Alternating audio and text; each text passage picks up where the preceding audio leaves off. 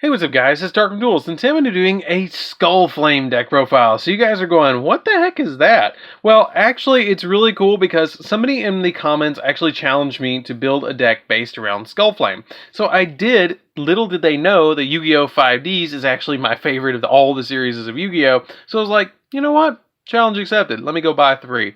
So I did, and I actually built this deck for you guys because I thought it'd be a really interesting deck that you don't see every day. And it's just a super cool, fun deck. So without further ado, guys, don't forget to like, comment, subscribe. Hit that bell on there so you can become part of the notification squad. Definitely check out the description below because we have the Patreon down there, and we have some really cool rewards for you guys, like getting a signed card, getting your name in the description of every single video, or getting a requested deck profile every single month that you are a patron. So let's get into this, guys. So first off, we're going to be playing 3 copies of Skull Flame. So you guys are going probably, what in the world is that? If you haven't seen Yu-Gi-Oh! 5Ds, which if you have, definitely comment down below so I can give you guys a heart if you have seen it, and can name the duelist that played this card in an epic duel on Duel Runners against Yusei Fudo. So, what does this card do? This card's effect is kind of simple. What it does is once per turn, you can special summon a Burning Skull Head from your hand, and then you cannot conduct your battle phase the turn you activate this effect. And then once per turn, or you can add a Burning Skull Head from your graveyard to your hand instead of conducting your normal draw phase. That is not once per turn, that is once per draw phase. So if you have multiple copies of it, it all triggers, which is really cool.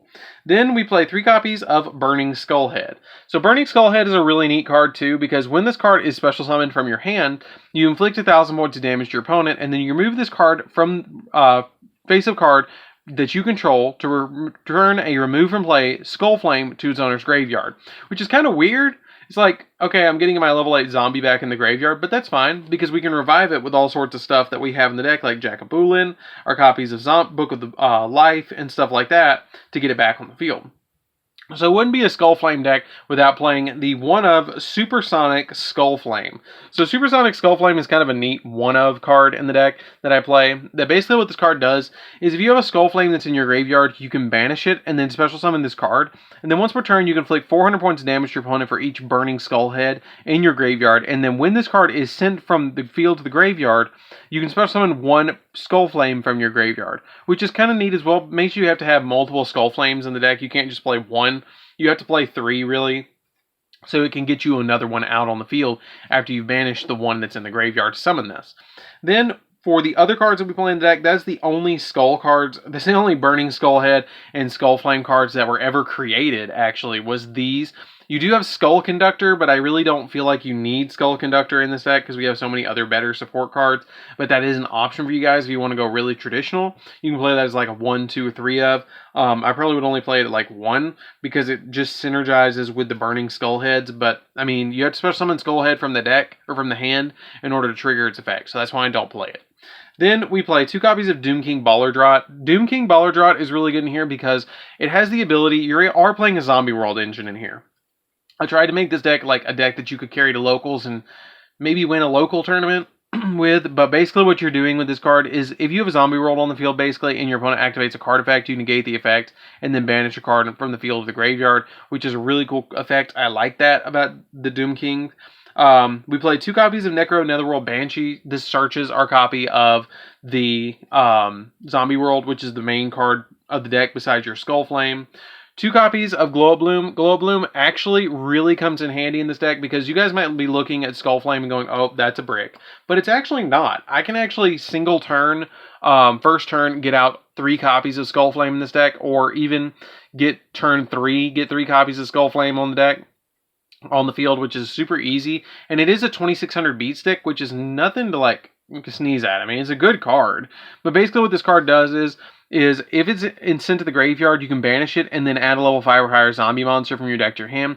And if you control Zombie World, then you can special summon it instead. So if you send this card to the graveyard, you can special summon Skull Flame, and then if you have other cards like Book of Life and you can get it to the graveyard with like Unizombie, then you can put it in the graveyard with like a Mizuki and then immediately bring it back again, and then you can go into like Hope Harboring Dragon, Titanic Galaxy by overlaying them both and going that route as well. So it is a good card in the deck for what it does. Then we play 3 copies of Unizombie itself. Unizombie is a really cool card because it's basically in every single zombie deck. You can send a zombie monster from either hand or deck to the graveyard. You can send them both. You can send one from your hand, one from your deck, depends on what you want to do that turn. And then increase this card's level, or target a card on the field and increase its level by 1 for each card that you send. But you can only send one from the deck and one from the hand per turn, which is kind of, it's okay. But getting this card to level 4 and being able to synchro with it's really nice. 3 copies of Shiranui Solitaire. You really want to get into that Skull Flame as quickly as possible, so you use this to be able to get your Unizombie to get you set up to go into that card. 1 copy of Jack-o'-Bolin. Jack-o'-Bolin is really good in here because you can discard a zombie to special summon this card from your hand, and then you can basically revive the zombie that you discarded, so it helps you unbrick your hands if you do have Skull Flame and you draw Jack-o'-Bolin. Because this card gets it out of your hand, and then special summons Jack-o'-Bolin, and then you can banish Jack-o'-Bolin, and then special summon the zombie that you sent to the graveyard. So it opens up some weird zombie decks with Jack-o'-Bolin. 1 copy of Vampire Fraulein. Vampire Fraulein just basically boosts up your other monsters on your side of the field by up to 3,000 by paying increments of 100. And then if a zombie monster is involved in a battle, you can special summon it from your hand. 2 copies of Mizuki as well. 2 copies of Mizuki is really helpful because it helps you get your copy of like your Skull Flame back from the graveyard, stuff like that, to just instantly get them back onto the field. And a single copy of Gozuki. Gozuki just basically is Foolish Burial with legs. Essentially with horse legs, actually, which just gets you essentially your Glow Bloom, your Doom King, Necro Netherworld Banshee. What you always want to do is get your Necro Netherworld Banshee to the graveyard. If you don't open up Zombie World, that is the most pivotal thing for you guys to send to the graveyard, is to get Zombie World on the field as quickly as possible for stuff like Super Poly, for your copies of Unizombies, for your Mizukis, your Doom Kings, stuff like that. You have to get Zombie World on the field. The deck doesn't work unless you get Zombie World on the field. I mean, it does, but it's not as good. So that's it for the monsters, guys. Let's get into the spells. So for the spells, we're going to be playing a single copy of Monster Reborn. Monster Reborn's a really neat card in here because it just helps you get your high-level zombies back out of the graveyard. 1 copy of Foolish Burial gets you the exact zombie you need into the graveyard as quickly as possible. 2 copies of Book of Life, essentially 2 more Monster Reborns, let you target a zombie monster in your graveyard and a monster in your opponent's graveyard, banish the monster in their opponent's graveyard, and special summon the zombie in yours. 3 copies of Zombie World. Zombie World is pivotal in this deck because basically what the Zombie World does is it makes everything a zombie in the field and in the graveyard, and then it also has a really neat interaction with Rivalry of Warlords, which I'll show you guys in just a minute. But it also has the ability that you cannot tribute summon monsters except for zombies. Then we play 3 copies of Super Polymerization. The 3 Super Polys are basically here to go into our copy of Necro Netherworld Dragon, or Necro Nethersoul Dragon. But basically this card is really important for the deck because if you can get Zombie Roll on the field, you can just send any 2 monsters your opponent controls to the graveyard and then swing at them with your Skull Flames and your copy of your Necro Nethersoul Dragon to instantly get it off the field. Fun fact, Necro Nethersoul Dragon actually came from the 5Ds manga, if you guys didn't know that. This card actually was a 5Ds card. Then we play 3 copies of Call by the Grave because it is a zombie deck and the grave is always calling, so we have to play 3 copies of it. But basically this card is what it does is it makes it so you don't have to deal with your opponent's hand traps because it banishes them from the graveyard, which is super nice. So that's it for the spells, guys. Let's get into the traps. So for the traps, we're only playing 3, and that is 3 copies of Rivalry of Warlords. And the only reason that we play this card in the entire deck is because of Zombie World. So the neat little interaction I was telling you about with Zombie World and Rivalry of Warlords is that if you have both of these on the field, what Rivalry of Warlords states is each player must send monsters from his or her side of the field to the graveyard so that he or she only controls one type. Now, Zombie World makes everything a zombie, so you have to control only zombies. So if you open this card first turn with a Zombie World and then you flip it, then your opponent can only have 1 monster if they're not playing a mirror match, which is really cheeky. But as long as this card remains face-up on the field, each player can only summon or control 1 type of face-up monster as well, which is a really neat little combo. Because if you have, like, let's say, Doom King Ballardrot on the field, and they try and activate an effect, you can negate and banish, which is really cool to just be able to go nope to that 1 monster they have, and then if they can't special summon and they've normal summoned that monster, their turn's over for the majority of it, unless they can get rid of Rivalry of Warlords or Zombie World, which then you have stuff like your copies of you have stuff like your copies of Banshee to get your copies of Zombie World back on the field really easily. So that's why you play that little neat interaction of playing 3 and 3 of these, because it can lock down your entire opponent, which is really, really neat. So that's it for the main deck, guys. Let's get into the extra deck. So for the extra deck, we're playing a single copy of Dragon Necro Nethersoul Dragon. What this card basically does is a super poly target that you can put on the field by fusion summoning away 2 zombie monsters. Now, it's really easy to actually fusion summon away your opponent's zombie monsters with this card, because if you have Zombie World on the field, they count as zombies. So you just fusion summon your opponent's monsters away with Super Polymerization, or with your Verte Anaconda. If you don't have Rivalry of Warlords face up, you can summon Verte Anaconda, fusion summon 2 of your opponent's monsters away, summon this, attack your opponent directly for 3k. Which is really nice. This also makes tokens, which is kind of nice as well, because you can use them for link fodder, which is kind of neat. 1 copy of Starving Venom, it's another super poly target. If your opponent has dark monsters on the field and you want to make something a little bit bigger, you can make Starving Venom. I play 1 copy of Shinari Shogun Saiga. The reason I play Shogun Saiga in here is because if I do have Rivalry of Warlords and I have Unizombie on the field, I might want to Synchro Summon away the Unizombie and go into Shogun Saiga, and this card's the only zombie synchro monster I play, so this is the one that I go into all the time. You can actually make it really big by banishing a zombie monster from your graveyard, which could be Skullflame to make it go all the way up to 56, which is really cool, and be able to attack your opponent.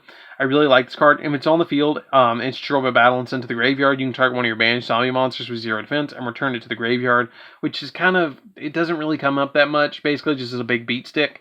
1 copy of Beel's, the bigger beat stick that boosts its own attack and defense for every time you take damage. Borload Savage Dragon is a really good one too, because you can use link materials on it to make negates on the field, which is super nice. 1 copy of Psyframe Lord Omega, it's a zombie deck, so you gotta play it. For the XYZ monsters, we're playing 1 copy of Hope Harboring Dragon Titanic Galaxy, because Skullflame is a level 8, and that's hilarious to summon this card in the zombie deck. 1 copy of number 60, because it boosts the attack of a monster by double by giving up your next battle phase. This card really enables OTKs, which is the reason we play this at 1. And plus, with cards like Skullflame, whittling your opponent's life points down with the Burning Skullhead combos, where you're just constantly summoning them out on the field and then just burning your opponent for 1,000 every time summoned. It's really funny. I even thought about converting this deck into a zombie burn deck, where I was playing stuff like just Desserts and Wave Motion Cannon, but I didn't play that version because I wanted to go a little bit more traditional of a zombie deck with the Doom King engine and instead of going that route, because I feel like it's easier to get Skullflame out on the field that way. For the XYZ monsters, we're playing a single copy of Boral Sword, just to help us OTK a little bit.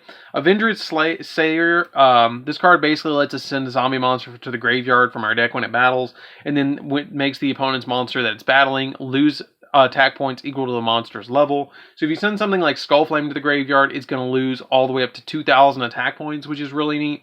2 copies of Vampire Sucker. Vampire Sucker is really good in any zombie deck as well, because it lets you target a monster in your opponent's graveyard and special summon it, and if a zombie monster is special summoned from either player's graveyard, you get to draw a card.